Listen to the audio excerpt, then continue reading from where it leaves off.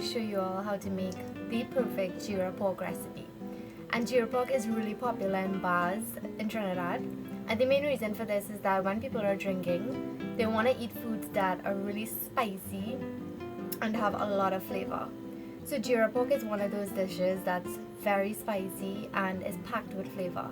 So I'm going to show you guys how to make a perfect Geera pork, and if you want to see how to do it, keep watching. So I have some pork belly here, and you can use any type of the pig that you want. The reason why I chose pork belly is because I love the fat and the skin. And the fat is actually what soaks in all that Geera flavor, and it's what gives Geera pork its distinct flavor. But you can use leaner cuts if you want. This is just my preference. So what I'm going to do is just cut it up into small cubes because it's easier to eat that way, like cutters or appetizers. So I'm just going to cut them small, and you can cut it however you like. If you like bigger pieces or even smaller pieces than I'm cutting it in, you can do it how you want. After cutting it, now you want to wash it properly, and I like to use some vinegar, some white distilled vinegar. You can use a little bit of flour too to get that sliminess off of the pork. But these pieces that I got, they were very clean already. So what I wanted to do was just take away that really meaty smell, or fresh smell as we call it back home. And I put on some gloves because I was going out, so I didn't want to get that smell on my hands. But usually, you know, I go in there without gloves. So just wash it properly. You want to make sure that it has no scent when you're done washing it.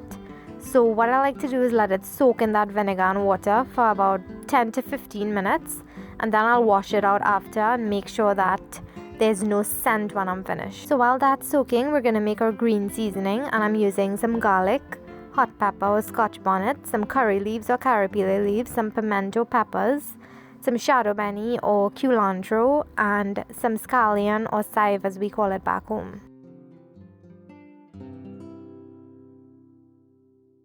I like to add a little bit of water and just blend it or chop it up in a food processor. And I just add the little bit of water just to get the motor going. You don't want to make it too watery, you want it to be very chunky. So for Geera pork, I like freshly roasted Geera. So to a pan, a heavy bottom pan or cast iron pan, I'm adding some Geera seeds or some cumin seeds. And you want to make sure that your pan is fully dry. We're not putting any oil or anything in it. So add your Geera to a dry pan, leave it on medium-high heat, and it's gonna get really nice and dark brown. I'll show you guys how it looks. So as you can see, my Geera or cumin seeds are nice and dark brown, and this is the perfect color that you want. If it gets any darker than this, it's gonna be very bitter, so just keep that in mind.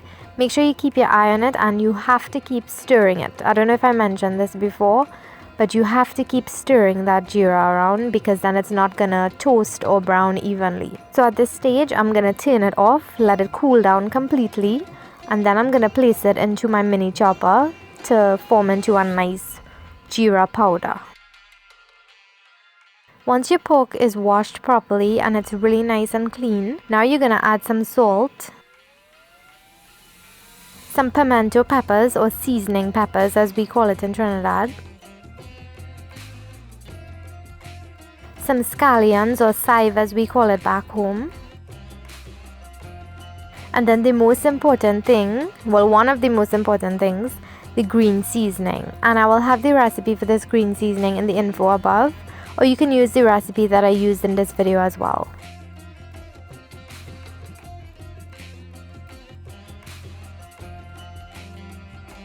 And now this is another important thing, the freshly roasted Geera that we just did. So you're gonna add your Geera to the pork and give that a really good mix.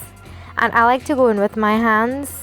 You can use a spoon, especially if you can't tolerate the pepper on your hands, because that green seasoning already has hot pepper in it, so it may burn you. So once you've massaged all those seasonings and everything into your pork, now you want to let it marinate overnight. And I like to do that because the Geera and the seasonings really soak into the meat. You don't have to do it, you can cook it right away, you can leave it for a few hours, but I'm gonna leave mine overnight and I will cook it in the morning and show you guys. To chunky the Geera pork, I'm adding some coconut oil to a cast iron pot on medium-high heat. Once it heats up, add the onions in and let that fry for about a minute. Now add your ground garlic and your hot pepper and let that saute for another minute. Now lower your heat all the way down and add a little bit of curry powder. This is just my preference, you don't have to, this is optional. I'm adding some Taj Madras curry powder as well as some freshly roasted ground jeera. Now let that toast on low heat for a couple of minutes.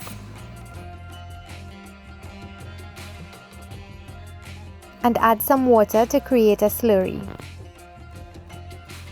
Now raise your heat back up to high and you want that curry to chunky and fry properly in that oil. So what you're looking for is a very grainy consistency. The curry is going to clump together and you will see the oil separating.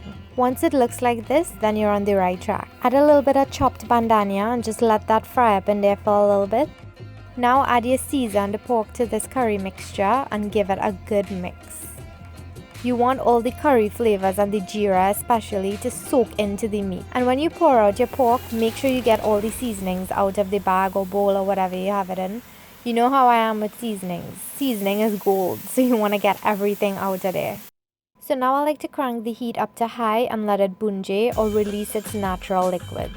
So you'll notice that the pork is going to let out a lot of water or liquid, and that's totally fine. Leave it on high heat, let it do its thing, and you'll see how much liquid is going to come out of there. And you just want it to reduce and you'll see the pork starting to stick to the bottom of the pan, and that's what you want. As it starts sticking to the bottom of the pan, add some hot water to cover it. So I'm adding about, I would say, 3 to 4 cups of water, just enough to cover the pork in there. And make sure you add boiling water, or I'm adding some hot water from the tap because you don't want to stop the cooking process. Now I'm going to cover it for about 10 minutes. After the 10 minutes is up, we're going to add some freshly roasted ground jeera. And this is important to get that good Geera pork flavor. You have to add that freshly roasted jeera at this stage when it's nearly finished cooking, because that's when you'll get a really distinct jeera flavor. After it's reduced a little bit, I'm going to add some chopped bandhani or shadow beni on top, and you will notice that the sauce is starting to thicken up a lot.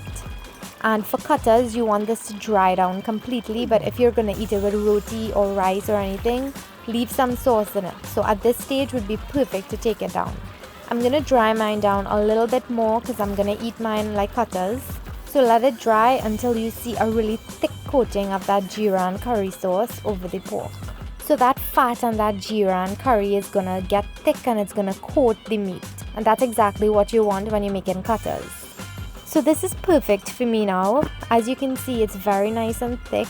It has a little bit of gravy, and as it cools, it's going to thicken up a little bit more.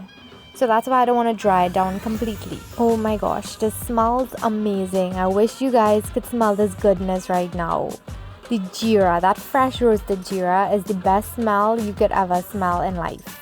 So I hope you guys enjoyed this recipe. Leave me all your comments down below. Subscribe if you haven't already. Give the video a thumbs up if you like it, and I'll see you guys in my next video. I also wanted to mention that this recipe is for my nana, or my maternal grandfather. This was one of his favorite dishes and we would eat this together all the time. So when I think of Geera pork, or whenever I make Geera pork, I always think of him when I do it because he used to make the best Geera pork. So I tried to make it as similar to his as possible. I wish it could be the same, but it's not. But I just wanted to share that little piece of my life with you guys, and I hope you enjoyed it. Please leave me all your comments down below. I love reading them. I will see you guys in the next video. Bye.